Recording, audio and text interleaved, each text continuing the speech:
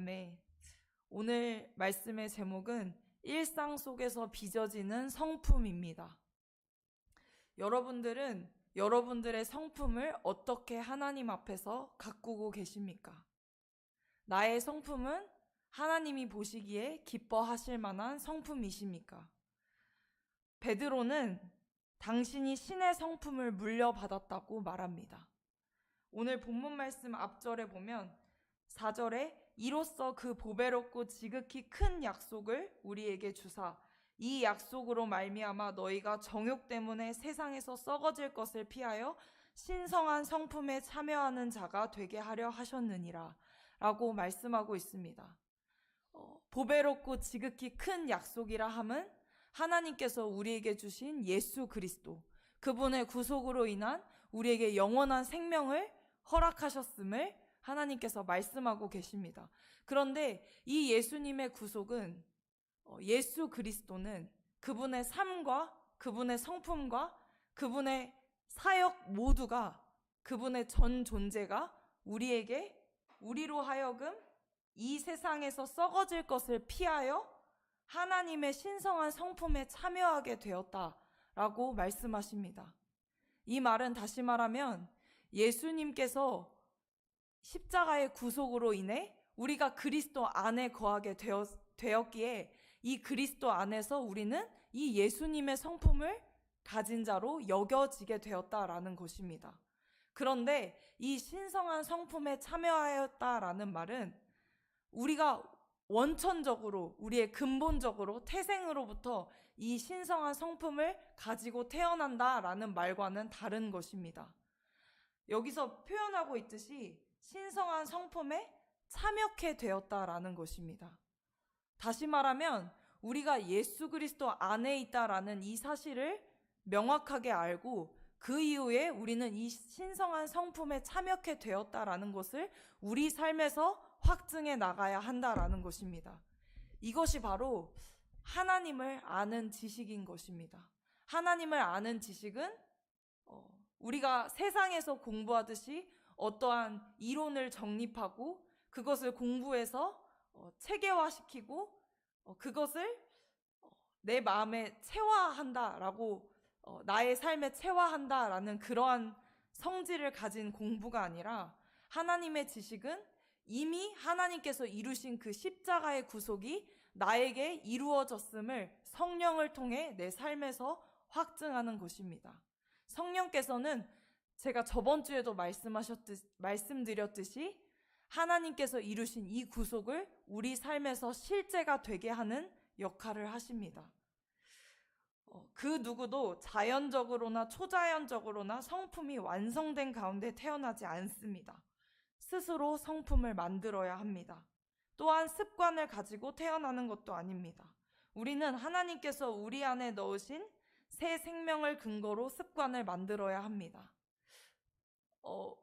우리가 이미 구원을 받았고 하나님의 성품에 참여하게 되었음에도 우리는 스스로 성품을 만들어야 한다라고 말합니다.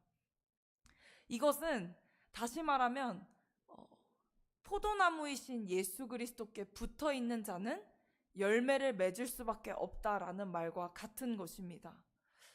우리는 우리 스스로 무언가를 해보려고 할 때 뭔가 할 수 없다라는 것을 많이 느낍니다.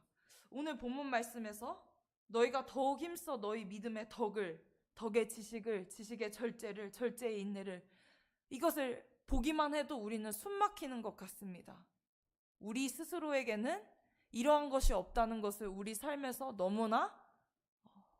너무나 깨닫고 있기 때문입니다.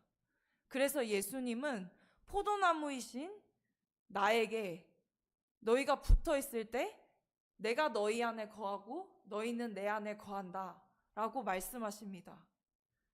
가지가 포도나무에 붙어 있을 때 우리는 그 생명력을 공급받습니다. 열매는 우리 스스로 맺는 것이 아니라 포도나무에서 공급받아 맺어지는 것입니다. 우리가 스스로 성품을 만들어야 할 때 중요한 것은 우리 자신의 우리는 하나님께서 우리 안에 넣으신 새 생명을 근거로 습관을 만들어야 한다라는 것입니다. 다시 말하면 우리의 의지가 어디에서 발휘되어야 하는지를 명확하게 알고 움직여야 한다라는 것입니다. 그렇다면 내 안에 거하라, 포도나무이신 예수님께 붙어 있어라, 하나님이 만드신 신성한 성품에 참여케 되었다라는 의미를 알아라 라는 이 말이 사실 잘 와닿지 않습니다. 이 모든 것은 성경의 척추라고 불리는 로마서의 교리에 명확하게 나와 있습니다. 로마서 6장에 보면 우리가 이 정확한 교리 앞에 서 있을 때 우리는 스스로 열매 맺을 수 없는 것을 열매 맺게 되어진다라는 것을 알 수 있습니다. 로마서 6장 4절에 보면 그러므로 우리가 그의 죽으심과 합하여 세례를 받음으로 그와 함께 장사되었나니 이는 아버지의 영광으로 말미암아 그리스도를 죽은 자 가운데서 살리심과 같이 우리로 또한 새 생명 가운데서 행하게 하려 함이라. 우리는 스스로 성품을 만든다는 것은 죽어야 한다라는 것이 아니라 이미 그분의 죽으심과 함께 세례를 받았다라는 것을 확증하는 것입니다. 나는 이것을 만들어야 돼, 나는 이것을 극복해야 돼가 아니라 나는 이미 예수 그리스도와 함께 죽었다라는 것을 인정하는 것입니다. 이것은 별거 아닌 것 같지만 엄청난 차이를 나타냅니다. 우리가 뭔가 해보려고 할 수 없는 일을 맞닥뜨렸을 때 우리가 이 세상에서 살아온 방식을 따라 자꾸 극복하려는 노력을 합니다. 내 힘으로 할 수 없음에도 불구하고 원인은 무엇이었지? 이것을 해결하는 방법은 무엇이었지? 어떻게 극복해야 되지? 이 방향으로 계속해서 갑니다. 그러나 하나님께서는 우리가 그의 죽으심과 합하여 세례를 받음으로 예수 그리스도께서 죽으셨을 때 우리를 죽여버리셨다라는 것입니다. 우리가 이미 죽었다라는 것입니다. 내가 할 수 없는, 극복할 수 없는 상황을 만났을 때 하나님, 나는 이미 죽었지. 나는 이미 예수님과 함께 십자가에서 죽었지. 이것을 선포하는 것입니다. 그럴 때 하나님께서는 그와 함께 장사되었나니 이는 아버지의 영광으로 말미암아 그리스도를 죽은 자 가운데서 살리심과 같이 우리로 또한 새 생명 가운데서 행하게 하려 하심이라. 하나님의 분명한 목적이 드러나고 있습니다. 우리가 예수 그리스도와 함께 죽었다라는 것을 인정하게 되면 예수님을 십자가에서 죽이시고 살리신 그 하나님께서 그분의 생명과 같이 우리로 또한 그 부활의 생명으로 행하게 하려 하심이라 라고 말씀하고 있는 것입니다. 어제 담임 목사님께도 말씀하셨는데 부활의 연합, 부활의 생명을 누리려면 반드시 이 십자가의 죽음을 거쳐야 하는 것입니다. 이 죽음은 내가 죽어야지 노력해서 되는 것이 아니라 내가 십자가에서 이미 죽었음을 선포할 때에 그 이후에 부활의 생명이 누려지게 되는 것입니다. 여러분이 이 정확한 교리 앞에 서 있지 않는다면 우리는 날마다 쳇바퀴 도는 반복되는 굴레 안에서 벗어나지 못할 것입니다. 내가 할 수 없는 것을 실제로 진짜 할 수 없다라는 것을 맞닥뜨리며 좌절과 실패를 경험할 수밖에 없을 것입니다. 그러나 예수님의 영은 속죄에 의해 내 안에 이미 들어와 계십니다. 그렇다면 나는 그 예수님의 생각과 정확하게 일치되는 것을 경험해야 하는 것입니다. 예수님이 내 안에 들어와 계셔서 이 예수님의 생명으로 내가 예수님과 일치된 삶을 사는 것은 내가 그분의 생명으로 살기 이전에 십자가에서 이미 죽었다라는 것을 선포하는 것입니다.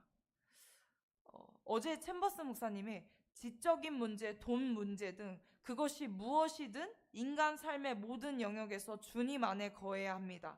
일시적이거나 잠깐 인위적으로 사는 삶이 아닙니다. 라고 말씀하고 있습니다. 예외되는 것은 아무것도 없습니다. 내가 오늘 마주한 어떠한 상황이든지 나는 그 상황 가운데 여전히 자리 잡고 있는 내 생각을 주장하는 것에 힘을 쓸 것이 아니라 예수 그리스도와 함께 나는 그 생각 앞에 내 생각을 내려놓고 죽었다라는 것을 인정할 때에 내 삶의 주도권이 하나님께 달려 있으므로 이 문제를 해결할 능력도 하나님께서 주시고 하나님께서 풀어가신다라는 것을 경험하게 되는 것입니다. 그때 내가 예수님과 부활 생명으로 연합되었다라는 사실을 보게 될 것입니다.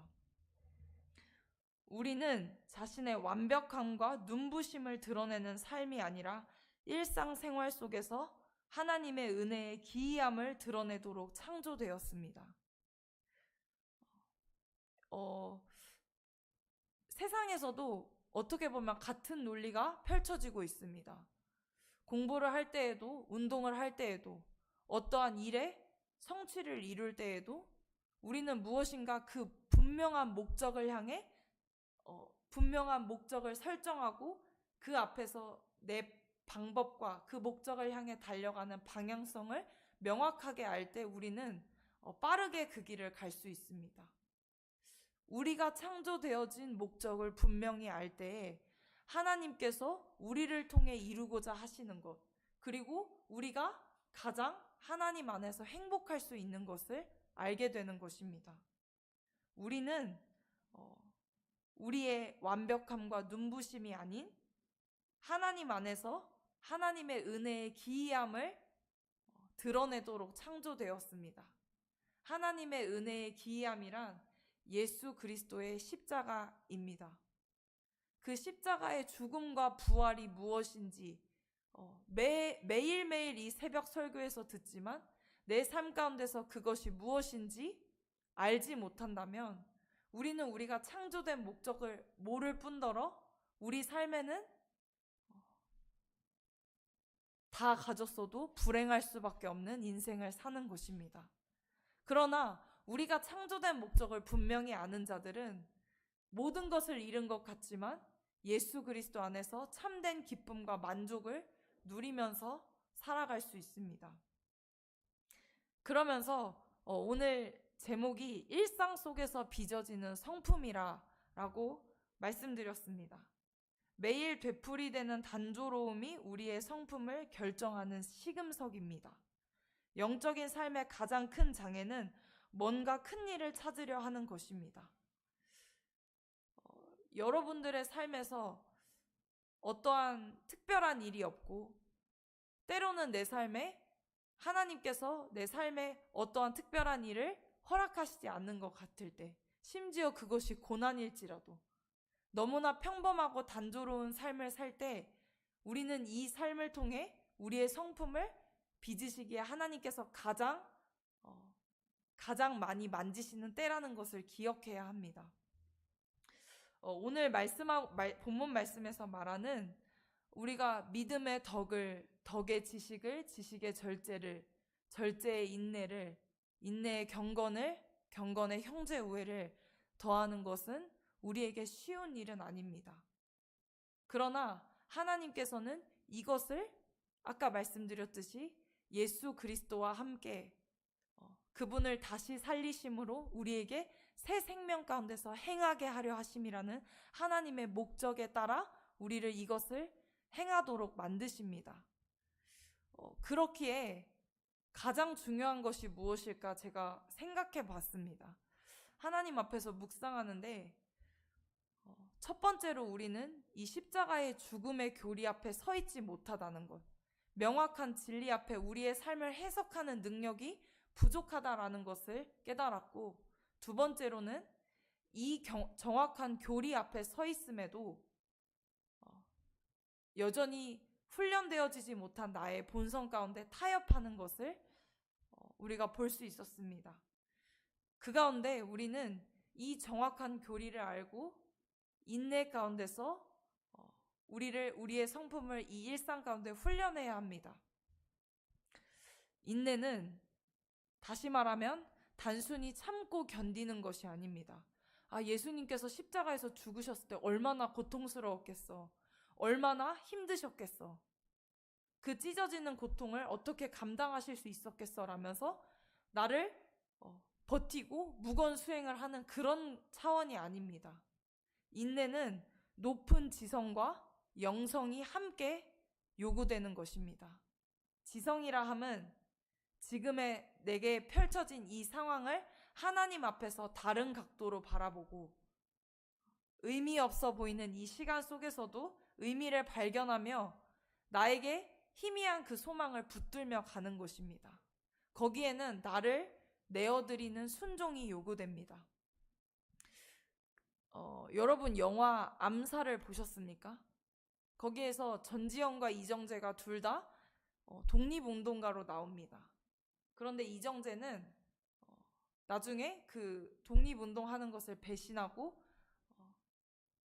배신합니다. 그리고 전지현은 끝까지 그 독립운동가로 남습니다. 그런데 해방이 되고 나서, 독립이 되고 나서 이정재가 하는 말이 무엇이냐면, 내가 해방이 될 줄 몰랐으니까 라고 말합니다. 여러분들에게 하나님이 주시는 이 소망에 관해서 끝까지 붙들고 가는 그 힘이 있으십니까?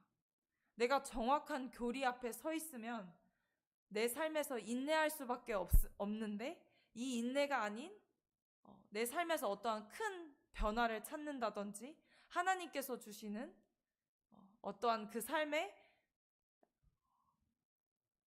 짧은 순간의 영광, 찬란한 영광만을 바라고 있지는 않은지 우리는 그것을 돌아봐야 합니다. 성품이 자라나도록 공급하는 일은 쉽지 않습니다. 말로는 하나님께서 안락한 꽃침대 위에서 우리를 하늘로 데리고 가실 것을 기대하지 않는다고 하지만 우리의 행동은 그러한 하나님을 바라며 살고 있습니다.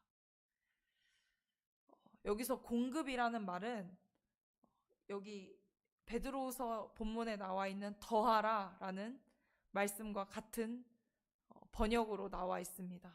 공급이라 함은 우리가 예수 그리스도와 함께 죽었다라는 것을 인정하고 그 앞에서 그 죽음을 인정함으로 나의 모든 것을 내어드리는 것을 말합니다. 그것만이 그 주님의 영이 내 안에 있고 그 주님의 생각과 일치되는 것만이 그것을 위해 나를 내어드리는 것이 바로 우리의 성품이 자라나도록 계속해서 공급하는 것입니다. 의무 때문에 억지로 순종하는 것이 아닌 하나님의 은혜를 기억하고 이 은혜 안에서 나의 위치가 어디인지 기억하고 그렇다면 오늘 나에게 순종을 요구하시는 것이 무엇인가 라는 것을 명확하게 하는 것입니다. 여러분들에게 순종이 주어졌다고 해서 내가 해야 되니까 순종할 수 없지만 내 마음에 여전히 불평이 가득하고 내가 할 수 없다라는 것을 알매도 불구하고 순종으로 가야 한다는 의무감 때문에 기쁨이 없이 그냥 하는 것이 아니라 나에게 베푸신 하나님의 일을 기억하는 것입니다. 시편 119편 5절에 보면 내가 너희에게 했날 하나님께서 우리에게 행한 일을 기억하고 그분의 손이 행하신 일을 기억하라고 말씀하십니다. 우리가 그분의 일을 기억한다라는 것은 다름 아닌 하나님께서 우리의 삶에 어떠한 은혜를 베푸셨는가를 우리 삶에서 깊이 묵상해야 된다라는 것입니다. 그렇기에 우리의 단조로운 일상은 그 하나님의 은혜를 묵상하기에 아주 좋은 기반이 되는 것입니다.